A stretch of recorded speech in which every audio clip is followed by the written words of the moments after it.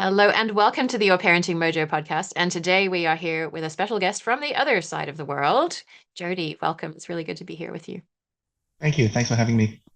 So tell us a bit about who you are. Where are you on the other side of the world? I live in Perth, Western Australia, with my wife and four kids. We've got two boys, 7 and 5 years old, and twin girls who are just turned 3. Oof, that's a lot. So you are not super busy then, is that right? Oh, absolutely. We're not super busy at all. My wife and I are working full time, Okay. and the kids go to school and goes to the daycare. Okay. Yeah, Okay, cool. not So super. yes, and of course I'm joking because I know that you are very, very busy and you joined the parenting membership actually 9 months or so ago. And you had a motto. We in our community, there's a little space where you can put a motto underneath your name. And when you joined the membership, your motto was always tired. And then it changed, didn't it? What is it now? Um, it's it actually changed because people are making fun of me. It's actively seeking rest. Um, yes. Still always tired, just different degrees of tired. It's just now I have to actively try and get rest whenever I can. Yeah. And why is rest so important to you? Um, because we've got four kids and we didn't have a lot of sleep. Well, uninterrupted, continuous sleep for the longest time. And we still have to work and we still come back home and the kids are just relentless with their needs and we didn't know how to set up boundaries at the time and yeah, we just gave and gave and gave and we just felt always tired that it doesn't end. And yeah, so right now like seeking rest is the priority for us. hmm Yep. It's a radical act for sure. Yeah.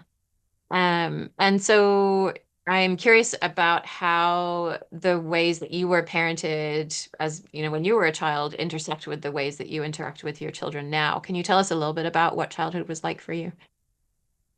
Let's see. I am an only child. My dad was in the military. My mom was a nurse, and it was very discipline oriented. Very you do what you are told, and you do it now.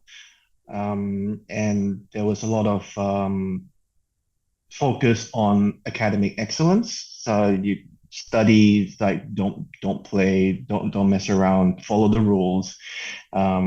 Just don't rock the boat, keep in your lane. Um, so that was how it was like growing up, and I know that I was quite mischievous, and I was spanked a lot and scolded when I didn't live up to my parents' expectation. And yeah, did I answer the question? Yeah, yeah, and just trying to get a little bit of a sense for sort of the kind of environment that you grew up in, and it seems as though you sort of, your parents obviously were doing the absolute best they could with the tools that they had. Yeah. And also that created a challenging environment for you, and it seemed as though you didn't want to replicate that 100% with your own kids. Is that right?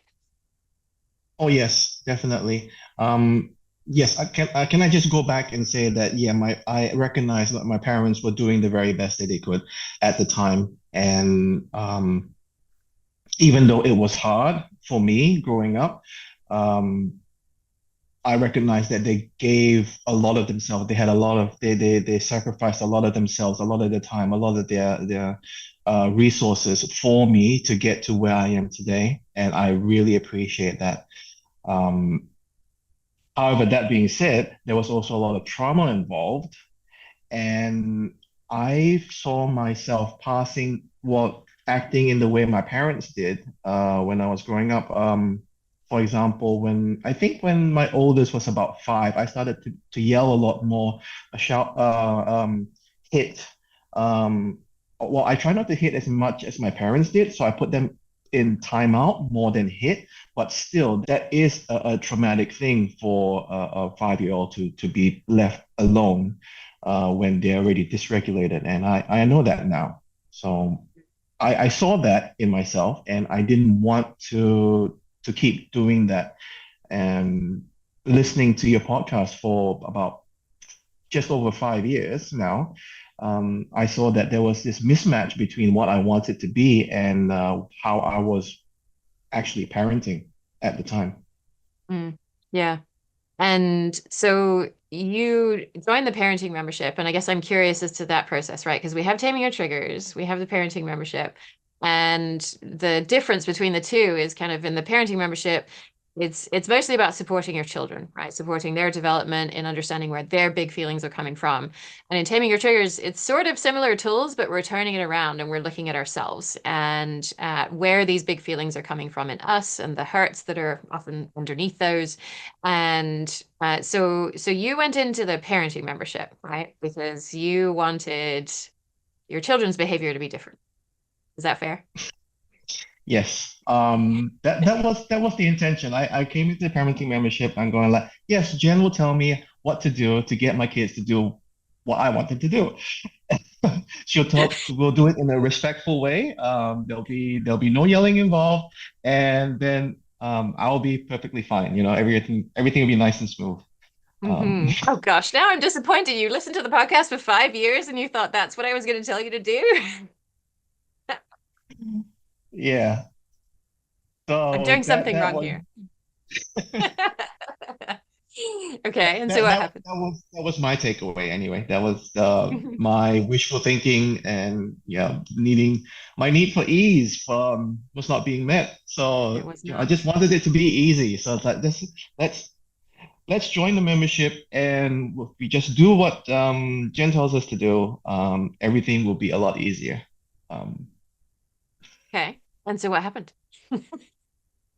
well, everything is easier now. It's just I didn't realize how much work I had to put into it. Um, okay. So Yeah. how did that process roll out, right? So you were in the parenting membership for a while. What kind of changes happened there? And then at some point you decided to join Taming Your Triggers. So how did that all roll out?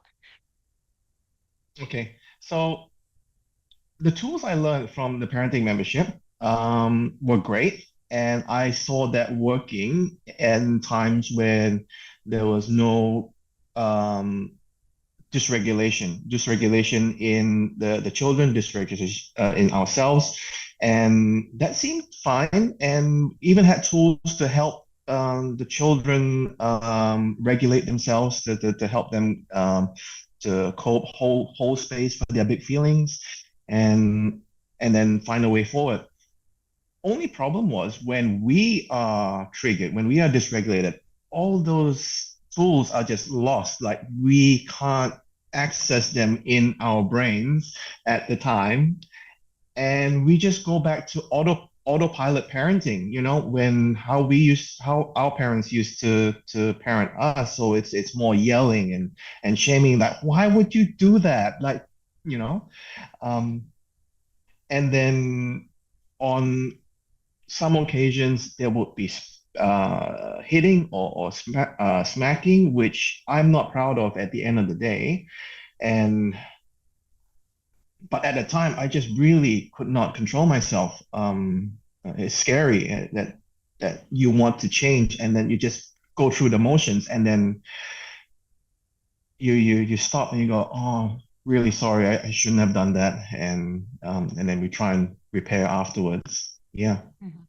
Yeah. So Yeah. that was the reasoning of me taking up Taming Your Triggers after realizing that I needed it from joining the parenting membership. hmm Okay. And so once you started taming your triggers, there was I remember you posted in the community fairly early on in the course, and you had what you call a sorta win when you were driving home from school with your kids. Can you tell us about what happened in that? Oh, yeah, sure. I had the at the time I had the he was 6 and 4? No, 7 and 5. Yeah, 7 and 5 in the back seat after school. They're all tired. I'm tired. Um, they were having an argument in the car, and one of them starts to hit, and that triggered me. I think the hitting and then the crying that I think it was the crying that triggered me, like seeing someone, a child get hurt. Um, and I was driving at the time, so I couldn't do anything other than shout or look back, and well, I couldn't even look back, just looking in the rearview mirror and just telling them to stop, but they're not stopping. So I'm triggered. I have to pull over into like a parking lot so I can get out of the car. And my immediate reaction is to hurt back. You see someone get hurt. So, this is what it feels like. So you get smacked. So you know what it feels like. So you won't do it to someone else. But in that time where I actually pulled over to stop, I took a moment. Um, that sort of gave me a moment to pause. And when I finally stopped and got out of the car, I got the 7-year-old out. I put him up. I separated them physically, and then I said, "I'm not leaving you. I'm just want you to stay here where it's safe. We're in the car park, but I just still need you to be safe. And I'm not leaving you. I'm not leaving you. I'm just gonna check that your brother's fine, and then we can talk about this." So that was my sort of win, like the pause. It was not an intentional pause on my part. It was Mhm. a physical pause that I had because of safety and stuff. I had to pull the car over, and that created that pause, and that sort of let me choose a different outcome than what I would have normally done if I didn't have that pause. Yeah, that was really cool, right? Because then you can start to see how the pause helps and starts to institute it. And I know you got some wristbands that you thought were going to help you with that. Oh, you're wearing one. Okay, what does it say on I, it? I don't know. I don't. Can you see it? Yes, it says take a breath. Take a breath. So you got some silicone wristbands and wrote on them, didn't you? In Yes, the yes, I absence did. of me having a store where you could buy some for me. Yeah, this Yeah. this was actually something that you mentioned, adapted from something you mentioned about the hairband, Yeah. to move it from one hand to the other when you're feeling triggered, and that will sort of create that pause. But I have never used it in that way. So how do you use And it? then, um, I this it says take a breath on it, so it sort of reminds me before I get triggered. So if I feel myself getting tensed up, I sometimes I will notice it, not always, but sometimes I would notice it and go, okay, take a breath. Or after I've been triggered and go like, oh, I was supposed to take a breath. Yeah, we'll try again next time. Hmm. Um, yeah. Yeah. Okay, cool. So it's So more you're for still using them to create the pause, which was the intent, right? The switching of the wrist doesn't matter as much. And so it seemed as though you started to be able to create the pause. Right, it started to happen more regularly, right? And it seemed as though it happened first in situations that were less surprising, and then maybe you were able to carry that through into situations where things were surprising and you weren't expecting them. Is that am I pulling that out correctly from the post that you shared? Yeah, definitely. Um, Okay, so one example is if I know something is coming, if I've got the boys in the bath, like in the bath upstairs, and I hear them playing loudly, I sort of know that there is going to be water all over the floor in the Hmm. bathroom. I'm trying to use non-judgmental words here. Well done. Um, so when I am walking up the stairs and I'm hearing this laughter in the bathroom, I sort of go, okay, I know what's coming. There's gonna be water on the floor. I am gonna try and not be as angry. Well, I'm not sure that's right. I'm still gonna be angry, and I want to be able to model that I'm angry, but also be able to sort of show them when they're in the bath. I'm gonna take a deep breath. I'm angry right now. There's water on the floor, and that doesn't meet my need for ease. And yeah, so I need you guys. Oh, that's not right. It's I still coming, see right? your So I what would see you your say? need I see your need for play. I see your need for connection. I have a need for calm and ease. I don't want to be the one that cleans up all the water. can we find a way to work together to meet both our needs? So you guys can still play, but let's not get water on the floor. Would that, can you find a way, can you guys find a way to do that? And if you can, that's great, we'll do that. If not, then let's get out of the bath. Mm. And did they come up with So, a way? oh no, they stayed in there and then they actually helped clean up afterwards, Yeah. which is great. Yeah, Yeah. and that's the other way of meeting your need for ease, right? Is either the water stays in the bath or the water gets on the floor and they help clear it up. So yeah, so your need is met either way. And when we can find that cognitive flexibility to be able to think to ourselves, okay, this strategy actually is not one I would have picked. It's not one I even would have thought of, but it can actually meet my need for ease, and so I can say yes to this. So yeah, that's really cool. So that's in a situation where you have a bit of time to think, right? That journey up the stairs gives you a bit of time to think. What kind of shifts have you seen where more surprising things happen? So the surprising thing would be, let's say the 5-year-old throws a hard toy at the 7-year-old. You don't see that coming, and a lot of times you just hear the crying or a shouting or something, and you turn and you react to it straight away. And it's like, why would you do that? I mean, you come in and you see what has happened. Like obviously, someone has thrown a toy, someone is crying. It's like, why would you do that? What's happened? Like don't do that. Stop throwing toys around. That's the initial reaction. And it is so hard to actually take a moment and stop and say, okay, what are you feeling right now? What are you trying to do? I just instinctively, you try and fix the situation, but it's hard to do that if you are not regulated. And I can't say that I actually get it all the time. In fact, I would say about 70% of the times I still get triggered and like, why would you do that? Like, and go into sort of shaming mode or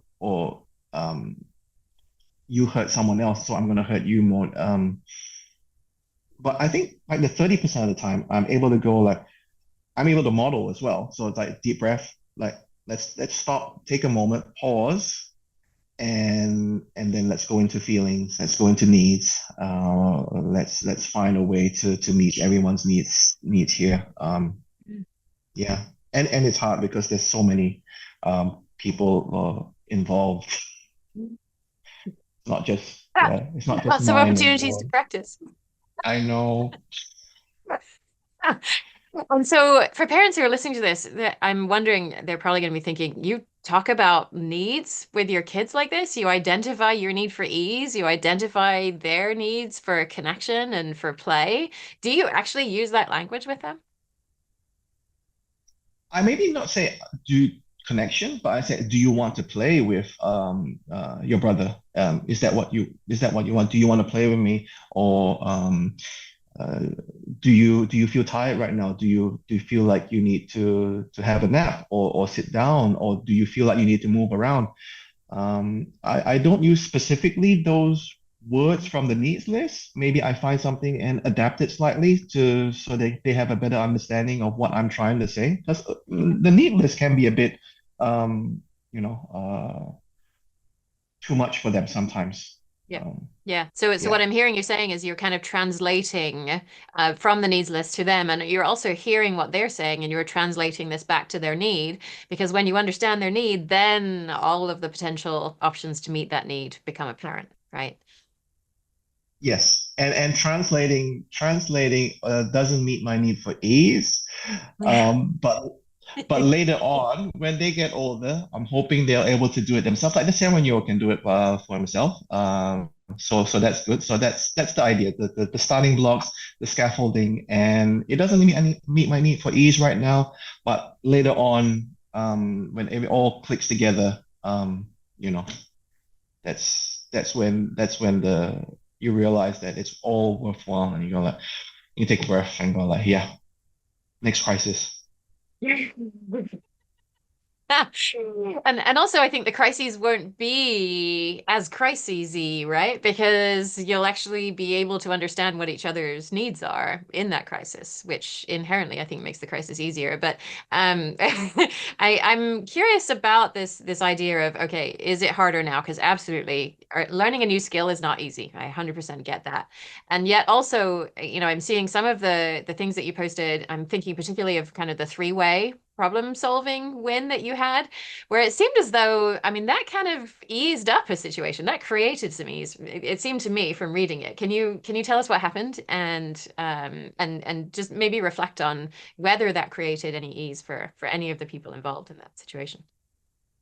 Okay, so the one I posted, the three-way problem solving thing, was between my 5-year-old, myself, and my wife at the time. So the picture is the morning rush off to school. My 5-year-old was feeling a need for safety or comfort, so he's smuggled um, four of his bedtime toys under his school uniform into the car.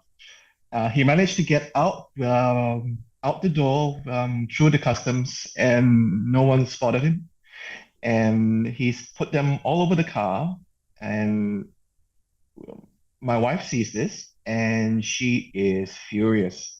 She is triggered. The these are his bedtime toys. They don't go on in the car. They're not, especially not on the floor, on the seat. They're gonna get dirty. They're gonna go into his bed. We don't want that. And I think she's also concerned for his need for comfort, because at night, if he doesn't have his toys, then he's gonna have a hard time going to bed. For And me, then her my need need, for ease is not met, right? Down the line, where because they're in the wash, she's doing the laundry, and also she's dealing with the kid who doesn't want to go to bed because his stuff is in the laundry. Yeah, I can imagine yeah, her seeing all of that playing out just a few hours into the future. yes, and this was in the morning already, and so my need for calm was not being met, and I was feeling very overwhelmed, very flooded.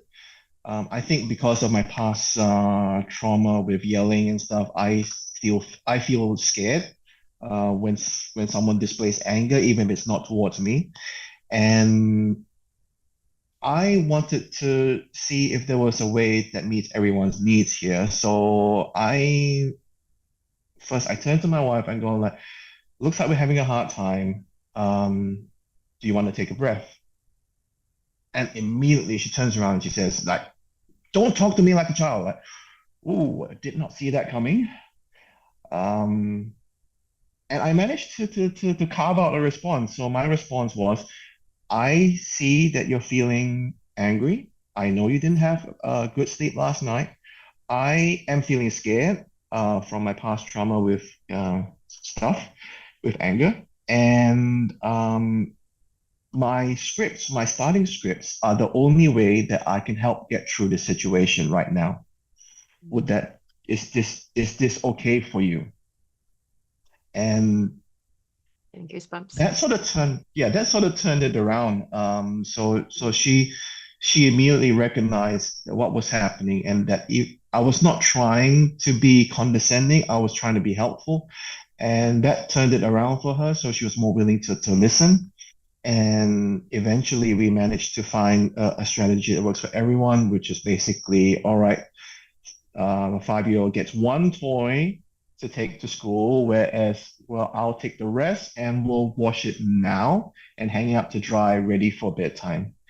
Mm. And yeah, so that problem problem solve three ways.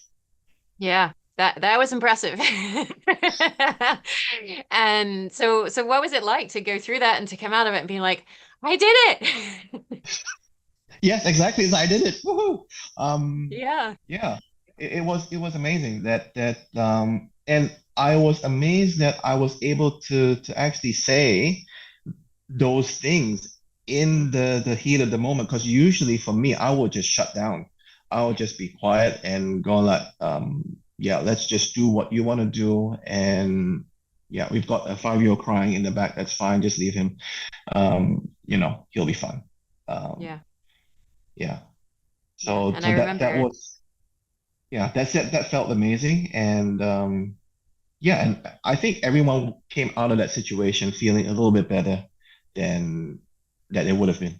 Yeah. mm, so there is a little bit more ease now in some Yes. situations.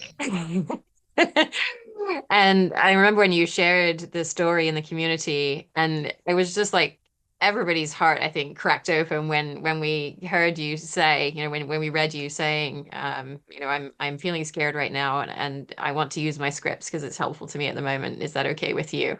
And it's like, who wouldn't want to come towards somebody who shared something like that, right? It completely diffuses the whole, why are you speaking to me like a child? It was such a beautiful, beautiful story. Thanks so much for sharing that one. So, so I also want to address sort of, an interesting elephant in the room here, which is, as far as I can tell, you're male identifying. You are the Yes, I'm male. primary parent involved in the parenting membership, right? I haven't met your wife. She hasn't been to any of the calls, which is totally fine. There's never a requirement that both parents join. We always welcome both parents to join. And so why are you here? What is it? Why is this important for you to do this work, to join the parenting membership and then to work on taming your triggers? I joined the membership um, actually because of listening to you, Jen. Just the whole listening to the podcast to research-based parenting strategies, which was important to me, is still important to me.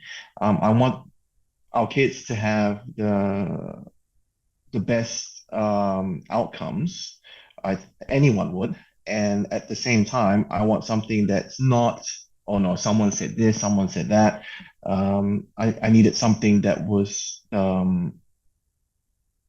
based in research. That because that was my sort of upbringing as well, like more research based, scientific sort of methodology. And I from your podcast came the membership, and that seemed like the next logical step for me. Bear in mind, I did join the membership like a few years ago, and we had twins, so I had no time to actually go into it and at the time. But now that the twins are older, we're able to I'm able to sort of commit that time to the membership. Now, my wife is running around with 4 kids. She doesn't have time for this. I'm sure she would be here if she could, but she has no bandwidth left. Mm. So I'm doing this and I'm sort of relaying information to her in sort of like plays of the week sort of thing, This is a strategy I think we might use. What do you think? Like, or we'll talk about it. Yeah. So it is difficult for me to come in and tell her how to parent. Um, and I'm not telling her how to parent. I'm sort of saying, this is what I've heard. I think this. What do you think? Can we find a way to work together? Because this was based on research, but we also have our family, and this might not work in our family. So let's find a way. Like, what can we do here? Have a discussion, basically. Um, yeah, as we pass by each other in the corridor, because we're getting Mm. laundry and lunches and yes. Yeah, and I'm trying to think of a delicate way of asking this for because I know men do listen to the podcast, right? And I've had women say to me, your podcast is the only one my husband will listen to because it's research based. And yet I know there are so many women listening to this show who are at their wits' end, who are trying to do all of this stuff by themselves, who are in a relationship with somebody who doesn't take on the role that you have taken on to be the person who primarily engages with this. And I'm I'm thinking right now that there's probably a whole lot of women out there listening to this thinking, where's Jody? Where's my Jody? And so I guess, and part of this I think is our culture really devalues caregiving. And so there's sort of this, there's this dynamic where it's kind of not the man's job to engage in caregiving because that's the women's job and women's work is devalued. And so I guess I'm just curious as to whether you have any thoughts on like why is this your job? What makes this your job? I'm a parent. This this isn't a job. This is me. Mm. I am a parent. It's not my job is being a parent. It's like no, I am a parent. You know, my job is at the office, but I am a parent. It's part of who I am, I guess. I think we can't look at it like a job. I think that's the downfall right there. If we start looking at it as a job, then it becomes, a job would imply that there's some sort of reward or transactional value in there where it isn't. This is who I am. I think probably before parenting, before the parenting membership, I would say that yeah, this is a hard job. But right now, I've come to realize that this is who I am. I am a father to my kids. This is not a job. And it's just being. I'm enjoying actually enjoying myself more with the kids now that than before we started. Enjoy spending time with them, and while also getting my needs met. Like for example, there was yesterday I just sat down on the couch, um, my time to rest, and straight away they come up to me, let's play a board game. It's like, okay, we can play a board game as long as I don't have to move from this couch. So if you want to bring the board game over here on the floor, I will direct where to move on the board, and as long as I can sit on the couch and rest, we can play. And they were happy to do that. So that was great. Yeah. So you met their need for connection and fun and play and your need for rest and ease, right? Like, yeah. Yes. Yeah. Yeah. That's Yeah. beautiful. So it's not a job. It's just part of who I am, part of being a family. Yeah. Yeah. Yeah. Part of being human. And so we're getting more and more men joining in the parenting membership, joining Taming Your Triggers, which I absolutely love because I truly see this as our lives as well, right? That this is part of our experience as parents. And yet sometimes you're one of relatively few, right? And so I know you had an account buddy in Taming Your Triggers, and it was a woman. And I'm just curious as to what that relationship was like for you. What was the account buddy process like? It was good. My accountant buddy, she's over in Sydney, or just the other side of Australia.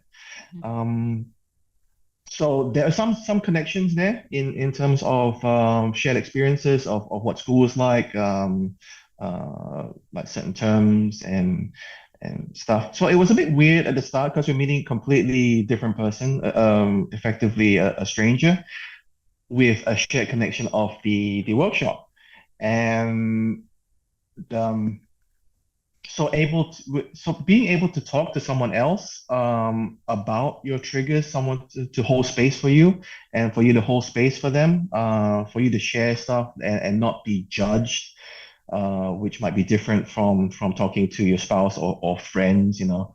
Um, it's a sense of relief, I guess, and being seen. Someone seeing you for who you are, and you're not afraid to show them the uglier side to yourself, and not feel like you're gonna be judged for it. So if I say, "Oh, I hit my kids," and she won't be like, "Oh, you shouldn't hit your kids." And it's like, yeah, we get that. We've all been there, and it was great, and it's a big relief to be able to talk to someone like that. And yeah, and near the end of it, we were pretty chatty the whole time, and we would just run out of time. It's, oh my God, it's like an hour, more than an hour. Gotta go.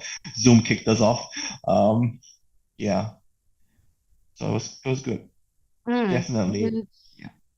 There's also, I think, a bit of relief that you're never going to run into this person at the grocery store, right? This person has nothing invested in you. And I think that's when we have couples join the workshop, we encourage them to get their own account buddies because if you try and be each other's account buddy, you've just got so much wrapped up in, wanting each other to do a certain thing, to turn out a certain way that it doesn't work very well. And I think there's sort of this sense of relief of knowing, yeah, this person's out there, they're going to hold space for me today because I'm having a hard day and I'm going to do it for them tomorrow. And also, I know I'm never going to run into them in my regular life. So I can tell them that all this, terrible stuff is happening that I wish wasn't happening, and to know I won't be judged and it's not going to come back and bite me in the butt.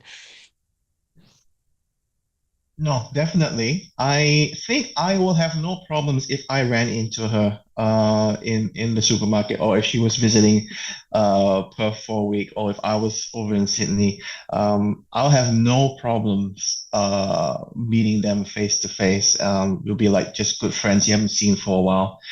Mm. And the other side of having someone else hold space for you is that later on when you go to your partner and she or he doesn't hold space perfectly for you, that's okay because you've been helped by someone else has held space for you. So you don't have that, or you didn't say that right. So it's okay. I can let that go. And yeah, because maybe she's having a hard time too, and I can hold space for her then, you know? Mm. Yeah. Yeah. Yeah, that's lovely. And I think that the impression I got was your relationship with your parents also shifted a fair bit over the course of the workshop as well. Can you tell us about how some of that happened?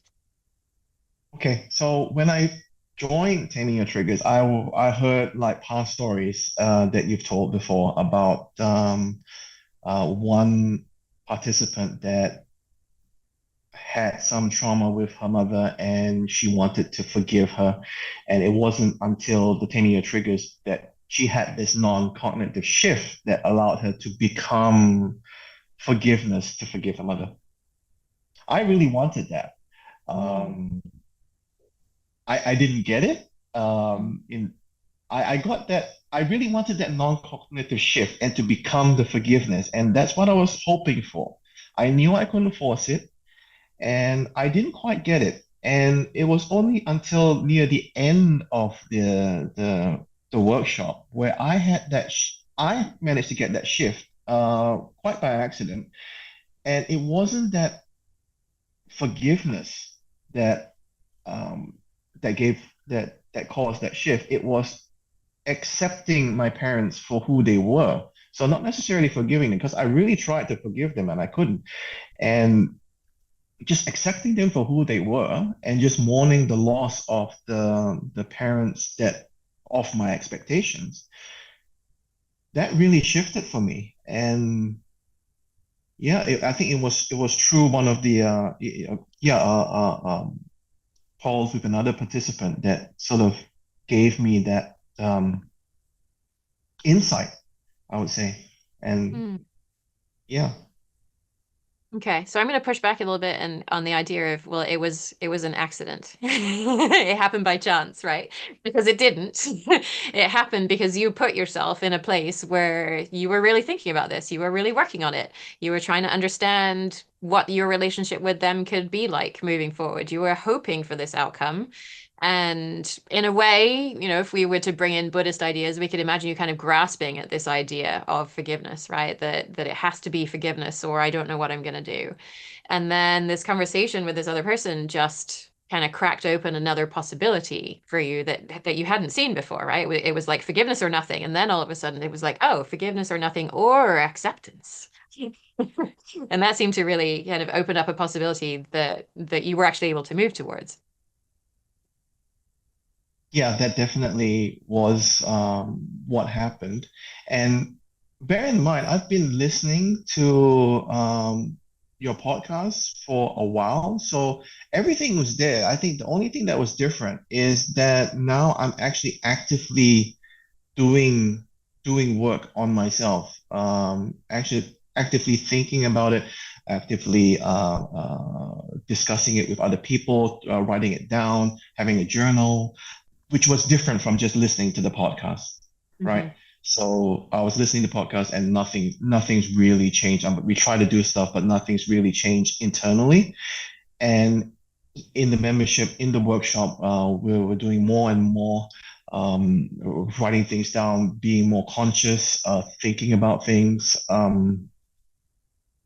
Yeah. So like I said before, earlier, it is hard work. Um, and and then it paid off. Yeah. So that was great. Yeah, and very soon after that, you went to visit your parents, didn't you? And I know there was a little bit of anxiety going into that, and I'm curious about how the acceptance showed up for you in the conversations you were able to have with them in the ways that you interacted while you were there. Yeah, I think what we were afraid of going in was the toxic grandparenting.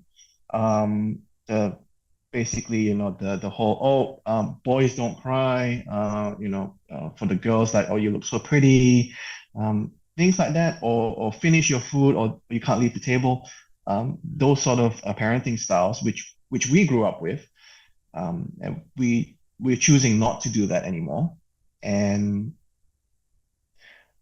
able to accept them for who they are. It's sort of going, so we went in going, there is nothing that our parents can do that would harm our kids in a way that we can't correct it later on through conversation or through our own values and habits and nurturing. And once we were okay with not having the best parenting all the time, we could let that go. Um, and accept them for who they are. Like they genuinely care for their grandkids, and that's good enough. Everything else we can correct later on. You know, we can tell them, oh, this is how it was done in the past. We're choosing not to do that anymore. What do you think about that? And that was great. It was so much better, and I didn't have that anxiety going in. Well, I had a little bit, but not as much as before. Knowing that there was this backup plan, with um, that is okay. Yeah, just for them to be themselves and to be in a genuinely loving relationship with their grandkids. Yeah. Hmm. And so, how did the trip go?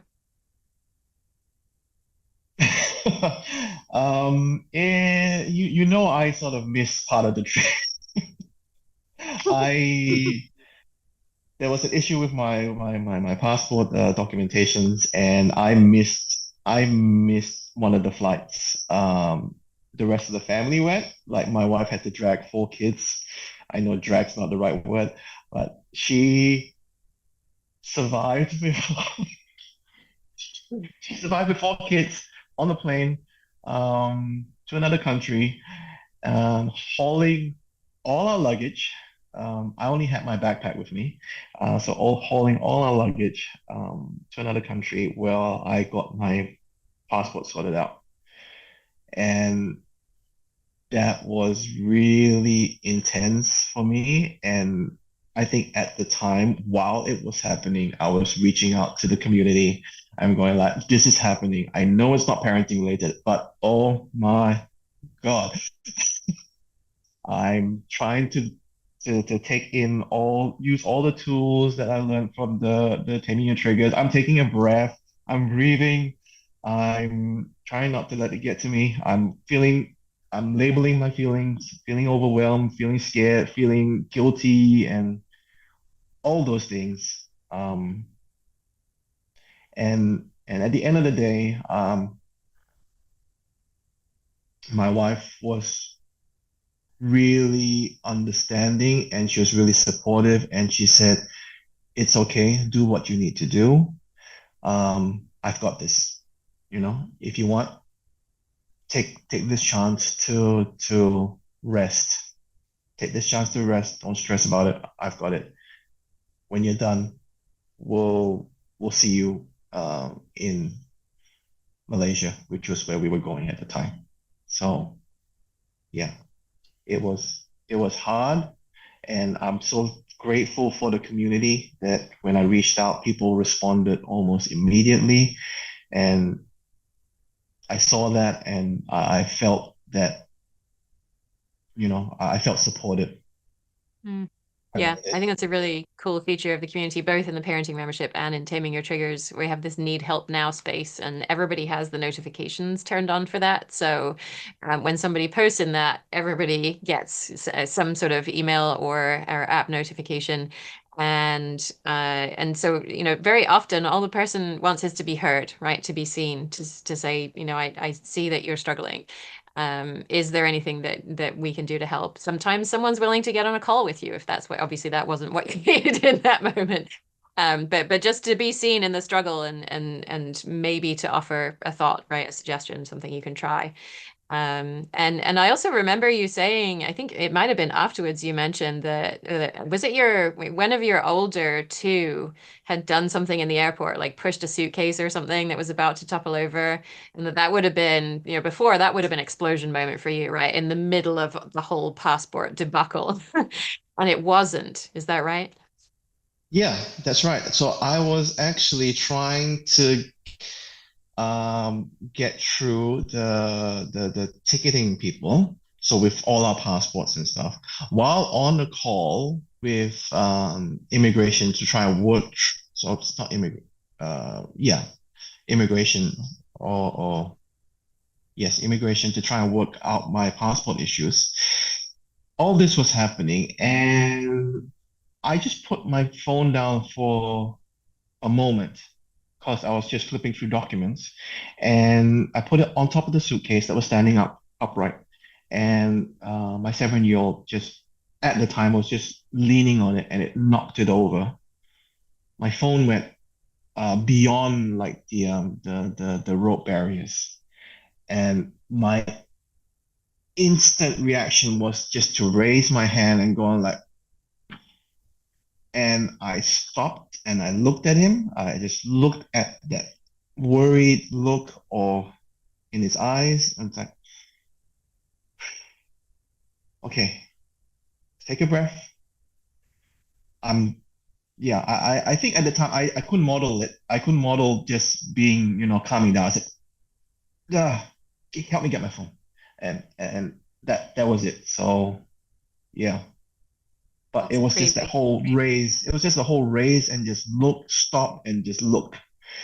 And then choosing to do something different, which is great. A lot of times I'm not able to choose that the stop and go like let's find something else to do. Yeah, Yeah. And now you can. Not always, right? Because we're not not perfect, always. but more of the time you're moving in that direction. Yeah. Yeah, And so eventually you met up with your parents. And so what was it like coming in with this acceptance, this newfound acceptance, knowing that there's still going to be all this stuff that you disagree with, right? How did the visit go? yeah, it was good. It was a lot more calm. It didn't go as badly as I thought it would have because in our minds we have all these different scenarios played out. It's like, oh, they're gonna do this, they're gonna do that. Yeah, because we're just drawing from our own recollection of how we were raised, and all of the bad parenting just comes in at once. As like we're expecting this package to just be delivered to our child, and not all of it happened. Um, and yeah, so like I said, just going in more calm just helps create that environment where, we're not um, on our toes and we're not so tense. We're able to just take it in, take a moment, be more regulated. And then that affects our relationship with the grandparents, with the children. And yeah, because a lot of the times, when we get stressed about the grandparents, we end up triggering at the children. So when once that relationship is sort of calm, then everyone's reactions is less intense. Hmm. Yeah. Yeah. And as we wrap up, I'm wondering if you've heard recent podcast episodes where we have a little practice that we're leaving people with. So there's three different options. There's a mild option, there's a medium option, and there's a spicy option. And I'm wondering if you have practices in mind that have been really helpful for you that might fit in each of those categories that you'd be willing to share. Okay. So I think the mild one would be, let's say, like a 5 minute mindfulness practice. I think that's very simple to do. It's just 5 minutes of your time. I maybe before going to bed, maybe when you wake up, or maybe like during lunch. Just 5 minutes of just checking in with your body, just deep breathing, just checking your body, like how you're feeling, uh, and yeah, and just being calm for that 5 minutes and not having any distractions, and maybe practice some gratitude for what you have in your life at the time. Mm, Yeah. okay. Medium would be something, maybe identifying your needs. Maybe during the day, if you can identify like maybe two or three of your needs at this time, and finding a way to meet those needs. I think that helps to widen our window of tolerance, so we don't get triggered as easily. And a spicy option. I think this is hard for me. What I'm going to suggest is to make a request from someone else to meet your need. It Mm, was really hard for me to do this one, because I try and solve everything myself. But actually reaching out to someone, it could be a partner, it could be a child, it could be a stranger, just to reach out to them and make a request. Um, this is what I would like you to help me with, or would you be willing to do this? And maybe not specifically say that this is meeting your need, but as long as you know it's helping to meet your need. I think just the act of asking someone else for help, that was really hard. And I think if you can do that often, then you get used to it. And it's so much easier to ask for help when you need it. mhm. Yeah. Yeah, yeah. And that would you be willing to language is so important, I think, because it allows the other person the option to think about this and say, does this meet my need as well, right? Do I have a need to contribute? Do I have a need to support this person? And is doing this request, is fulfilling this request going to block me from meeting any of my needs? And if the answer is, yes to the former and no to the latter, then yes, I'm going to help you. And also to know, the would you be willing to gives me kind of the assurance that the saying no is an acceptable option, and that you're not going to see that as, well, oh, you're rejecting me, right? That this is not a rejection of you. It's just the thing you're asking me to do does not meet my need right now. I may well be willing to help you with something else. So yeah, so I love that phrasing of asking for getting your needs met. Is there a need that you've asked for support with recently that has been met, or has not been met, that was interesting to you and illuminating for you, that you'd be willing to share with us? I can't seem to think of an example right now. I think it's because when I make a request, I consider the other party's needs as well. So, and I try to make a request that meets both needs, like my need and their needs. So a lot of times when I make that request, it doesn't come back negative. It usually they're more willing to help me that to fill that request if that happens. So I can't think of a example right now. So mm, yeah. So the moral of the story is consider the other person's needs and make a request, and chances are they're going to say yes. Yes. Awesome. Well, thank you so much for being here, Jody. It was such a pleasure to go through this with you and see all of this unfold in real time, and now to kind of go through it with you again on this call, and hear about all the details that I didn't know about, right, through just going through it through with you in the workshop. So thank you so much for being here with us and sharing your story with us. Well, thank you for having me. Glad to be here.